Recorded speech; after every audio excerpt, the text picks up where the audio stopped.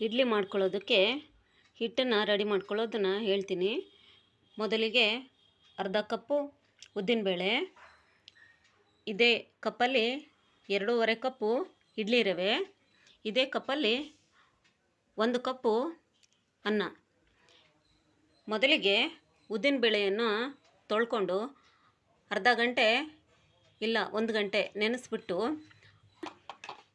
ಆಮೇಲೆ ಅನ್ನನೂ ಮಿಕ್ಸಿಗೆ ಹಾಕ್ಕೊಂಡು ರುಬ್ಕೊಂಡು ಇಡ್ಲಿ ರವೆನ 2.5 ಕಪ್ ತೊಳ್ಕೊಂಡು ರೆಡಿ ಆಗೋ ಹಿಟ್ಟನ್ನು ತೋರಿಸ್ತೀನಿ. ಇಲ್ಲಿ ಇಡ್ಲಿ ರವೆ ಹಿಟ್ಟು ರೆಡಿ ಮಾಡ್ಕೊಂಡಿರೋದಕ್ಕೆ ಸ್ವಲ್ಪ ಒಗ್ಗರಣೆ ಮಾಡ್ಕೊಳ್ಳೋಣ.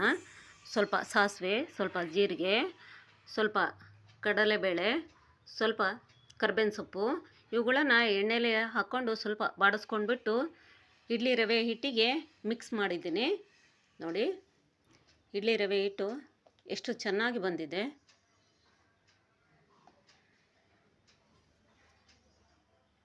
ಈಗ ಇದನ್ನು ಲೋಟಕ್ಕೂ ಹಾಕಿ ತೋರಿಸ್ತೀನಿ ಹಿಟ್ಟನ್ನು.